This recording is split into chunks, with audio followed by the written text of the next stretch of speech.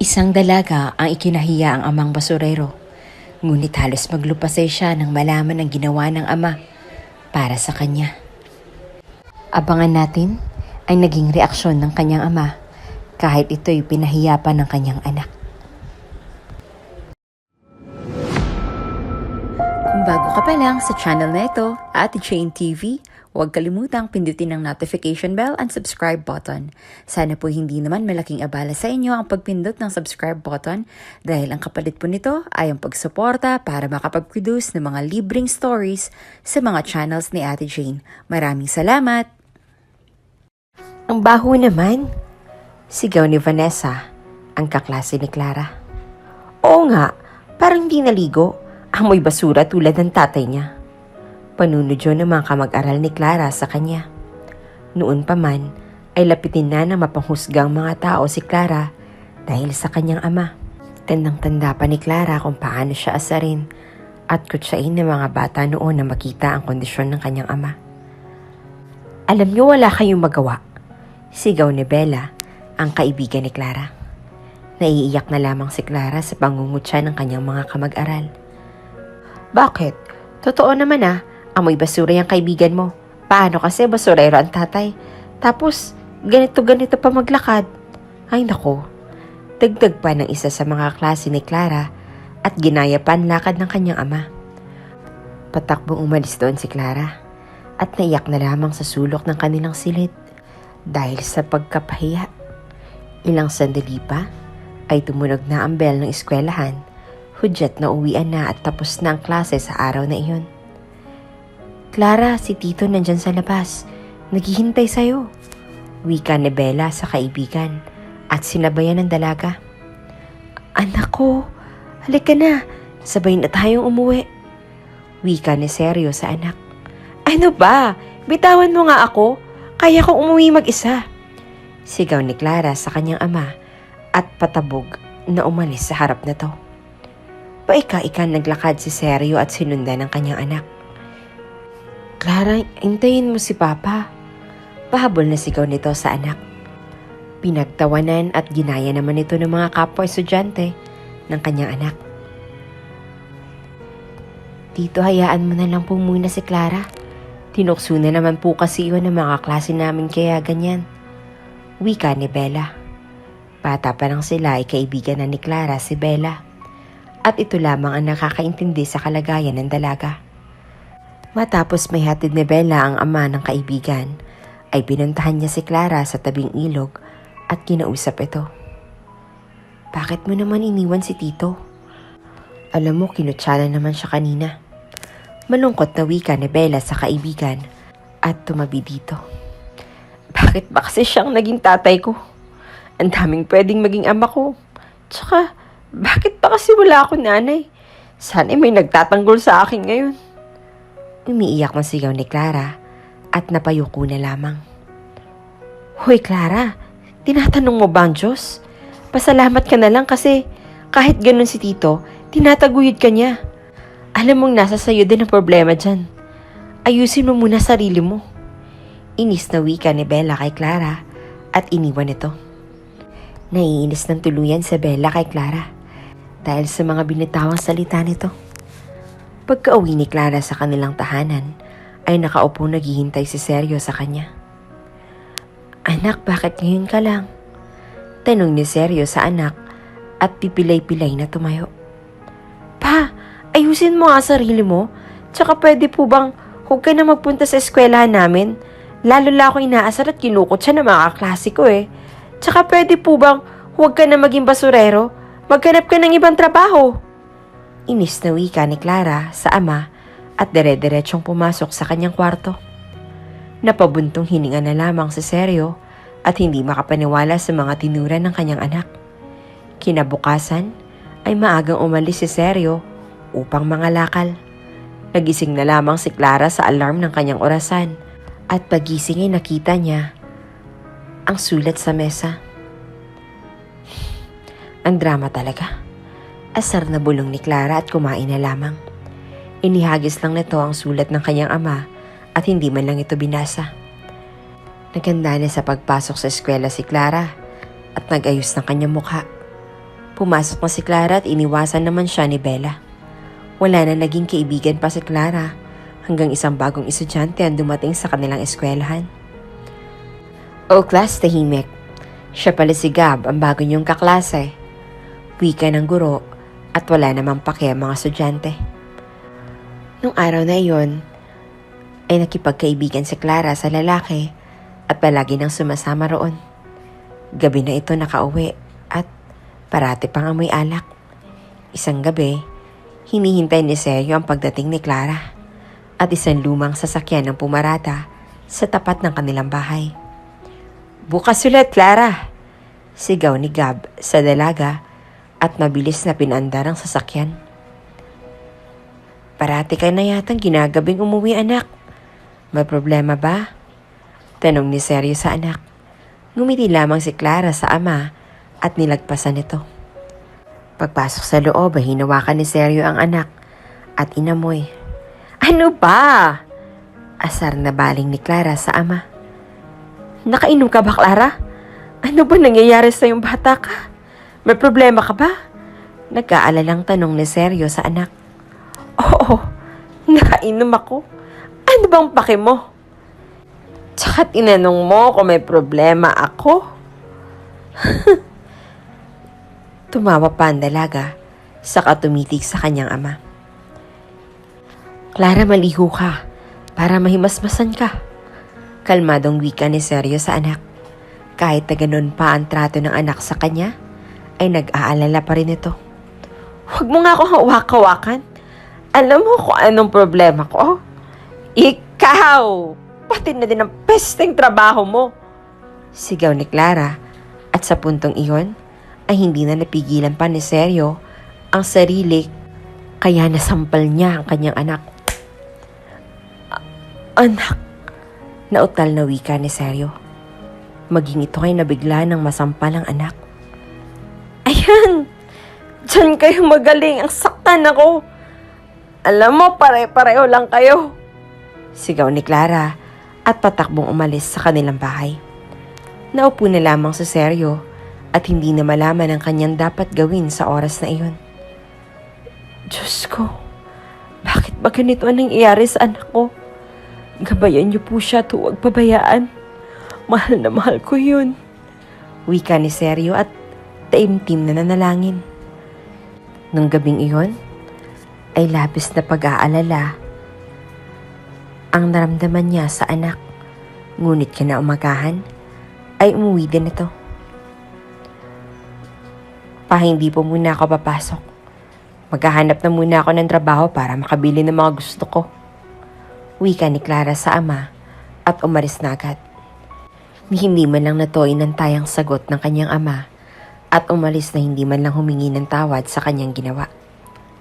Inakala ni Sergio na ayos na ang lahat kung kaya't abalang-abalan na ito sa pagtatrabaho.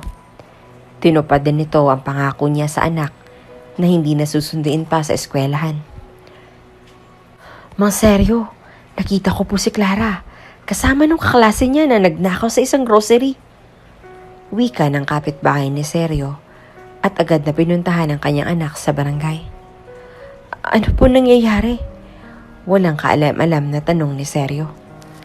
"Mang Sergio, itong anak mo ay nahuli sa CCTV na ninanakawan ng isang grocery sa may kanto. Ayos naman na dahil naibalik naman na ang mga kinuha nila. Pakibantay-bantayan na lang po ang anak nyo." Wika ng kapitan kay Sergio.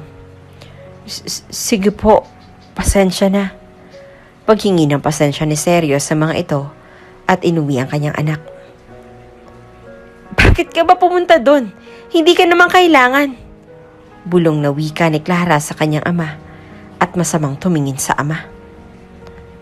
"Ano ba plano mo sa buhay? Sisirain mo ba talaga? Diyos ko, Clara, hindi ako nagpakapagod para lang matulad ka sa akin." Wika ni Sergio sa anak at naluha na lamang. "Bakit? Sinabi ko ba sa'yo na magpakapagod ka? Dalhin mo na lang kasi ako sa nanay ko." Galit na sigaw ni Clara. "Ilang beses ko bang sinabi sa'yo? Ayaw sa'yo ng mama mo. Ayaw niya sa atin. Kung mapilit ka, sige, Ito ang address niya, puntahan mo siya. Umiiyak na wika ni Seryo at tapuno na nga sa kanyang anak. Agad na dinampot ni Clara ang papel na inihagis sa kanya ng ama at tinungo iyon. Tao po! Sigaw ni Clara at sa puntong iyon ay iyak ng iyak ang dalaga. Tila ba sabik na itong makagka ng kanyang ina. What do you need? Mataray na wika ng isang babae. Doon nagpakilala si Clara at nalaman niya na matagal na palang namayapa ang kanyang ina. Sobrang inis at puot ni Clara sa kanyang ama nung araw na iyon. Kaya umuwi ito sa kanilang bahay at naabutan niya ang amang naghihintay sa loob ng kanilang bahay. Anak, sorry sa mga nasabi ko. Wika ni Seryo at hinawakan ng kanyang anak. Alam mo, akala ko makakalis na ako sa letseng buhay na ito. Pero hindi pala. Patay na pala nanay ko. Napakawalang kwenta mong tao. Sana hindi na lang ikaw naging ama ko. Bakit mo ko nilayo sa kanya? Umiiyak na wika ni Clara at nagkulong sa kanyang silid. Natulala at hindi makapaniwala sa Seryo sa mga naganap sa araw na iyon.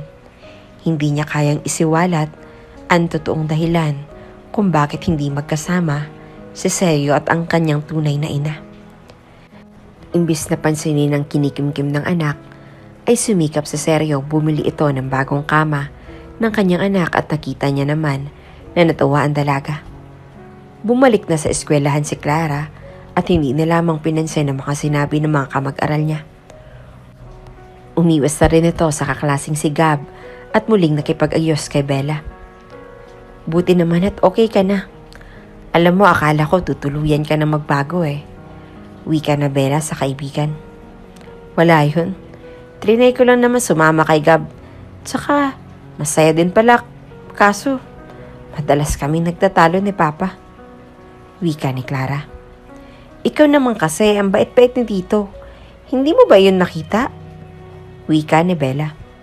Paglabas ng eskwelahan, ay natanaw nila Clara ang kanyang ama na inaasar ng mga kapwa niya estudyante. Pilantod! Panunodyo ng mga ito ngunit tila ba, hindi iyon inaalintala ni Mang Seryo. Agad na nagtungo doon si Clara at Bella. Hoy! Wala talaga kayong magawa ah! Sigaw ni Bella sa mga ito. Samantalang si Clara ay masama lamang na tumingin sa kanyang ama. Umuwi na lang tayo. Matamlay na wika ni Clara at nauna na. Pagdating sa bahay, ay nakita ni Clara ang mga pagbabago sa kanilang bahay kaya tila ba biglang nawala ang inis niya sa kanyang ama. Isang linggong natapos sa mga pangyayaring iyon, ay malapit nang magtapos sa high school si Clara. Anak, anong gusto mo regalo sa graduation mo? Tanong ni Seryo sa anak. Talaga bibilin mo kahit ano? Manghan tanong ni Clara sa kanyang ama. Oo naman, basta sumaya ka lang anak. Nakangiting wika ni Seryo. Doon na nga sinambit ni Clara na nais niya ng bagong telepono. Nagsumikap naman si Seryo upang mabilhan ang kanyang anak ng kahilingan nito. Minsan pa ay galing na lamang sa tira-tirang pagkain sa karinderya ang kanyang kinakain para makaipon ng pambili na bagong cellphone ng kanyang pinakamamahal na anak. At hindi naman nabigo si Seryo. Nakabili siya ng touchscreen na CP at nung araw ng pagtatapos ni Clara ay ibinigay niya iyon. Ano to? Cherry Mobile? Pa naman eh, bibili ka na lang local pa? Alam mo sa'yo na lang yan. Wika ni Clara at binitawan ng cellphone sa lamesa. Naluhan na lamang sa Seryo dahil hindi nagustuhan ng dalaga ang kanyang munting regalo na matagal niyang pinaghirapan. Nang makatapos si Clara sa high school, ay pumasok ito sa isang fast food bilang server at halos hating gabi na kung umuwi. Makalipas ang isang taon, ay nagpatuloy si Clara sa pagtatrabaho at nakukuha na niya ang kanyang mga luho. Isang gabi pauwi na si Clara galing sa kanyang trabaho at naghihintay na lamang ng masasakyan nang biglang isang lalaki ang nang hold up sa dalaga. Dahil nanlaban si Clara, ay nasaksak ito sa tagiliran at iniwan na lamang. Agad na tinakbo sa ospital si Clara at kritikal ang buhay. Tito, umiiyak na wika ni Bella at pumasok sa bahay nila Seryo. Nakita mo ba si Clara? Kaarawan niya kasi ngayon, pero wala pa siya. Wika ni Seryo na wala pang kaalam-alam sa nangyari sa kanyang anak. Tito, nasa ospital po si Clara. Nasaksak po siya. Umiiyak na wika ni Bella at agad na nagpasama naman si Seryo sa dalaga at doon ay kinausap siya ng doktor. Matindi po ang saksak na natamo ng inyong anak at naapektuhan po ang kanyang kidney. Kailangan po maoperahan agad ang inyong anak at kailangan ng kidney transplant para sa kanyang operasyon dahil ang isang kidney niya ay may problema rin. Wika ng doktor. Hindi naman nagdalawang isip pa si Seryo at sinabi nito sa doktor na ang isang kidney na lamang niya ang gamitin para sa kanyang anak. Lumapit si Seryo sa iba-ibang malasakit fund, sa PCSO at kung kani-kaninong mga politician para lamang makalikom ng pera pang pa-opera kay Clara. Dok, sige po yung hindi na lang masyadong mahalin na anesthesia ang gamitin niyo sa akin. Kakayanin ko naman ho ang sakit para ho makatipid kami. Wika ni Seryo sa doktor. Inumpisahan na nga ang operasyon ni Clara at naging matagumpay yun. Nagising na lamang si Clara sa ospital at nakita ang ama na nakadextrose din sa kanyang tabi. Doon ay kinuwento na ni Bella ang ginawa ng ama para sa kanya. Kaya pagising ng kanyang ama ay agad na niyakap ng dalaga ang kanyang ama kahit sakit na sakit pa itong gumalaw. Pa, salamat po sa lahat. Kahit na ang sama sa mga anak ko po sa inyo. Umiiyak na wika ni Clara. Simula nung araw na iyon, ay naintindihan na ni Clara ang sinasabi sa kanya noon ng kanyang kaibigang si Bella. Maswerte nga talaga siya sa kanyang ama kahit na may kapansanan nito. Ngunit ang mas nagpadurog ng damdamin ni Clara ay nang hindi sinasadyang marinig ang usapan ng kanyang tita at ng kanyang ama nung sila'y nakalabas na sa ospital. Kuya, ba't di mo kasi sabihin sa anak mo ang totoong dahilan kung bakit ka napilay at kung ano nangyari sa kanyang ina? Anong ibig sabihin na to? Tanong ni Clara na hindi mapigilan ang sarili na sumabat para malaman na ang katotohanan ng kanyang nakaraan. Doon nga ipinagtapat na ni Mang Seryo kung paano sila iniwan ng kanyang ina at sumama sa isang mayamang lalaki sa kanilang probinsya. Nasa trabaho noon si Mang Seryo nang umalis ang kanyang asawa at ang sanggol na si Clara. Hindi nito napatay ang lampara dahilan para magkasunog sa bahay nilang yari lamang sa light materials. At doon pinilit ni Mang Seryo na iligtas ang kanyang anak at hindi sinasadyang hulugan ng kahoy na may baga dahilan kung kaya't hirap siya ngayon maglakad. Hindi na lamang napigilan ni Clara na lumuha ng lumuha at humingi ng kapatawaran at pasasalamat sa kanyang ama. Hindi lamang nito ibinigay ang kanyang kidney ngayon at sinave ang kanyang buhay. Ngunit noon pa man, simula ng kabataan niya, siya na ang kanyang superhero. Makalipas ang 4 na taon, nagtapos si Clara sa kursong education at ibinahagi sa iba ang kanyang istorya nang siya ay mag-deliver ng kanyang graduation speech bilang siya ang nakatamo ng pinakamataas na award. Tinawag niya ang kanyang ama sa stage at inalay ang natanggap na medalya at diploma. Sa buhay ng tao, walang perpekto. Matuto tayo magpasalamat at mag-appreciate ng mga tao sa paligid natin. Mahalin natin sila, lalo na ang ating mga magulang habang sila ay buhay pa.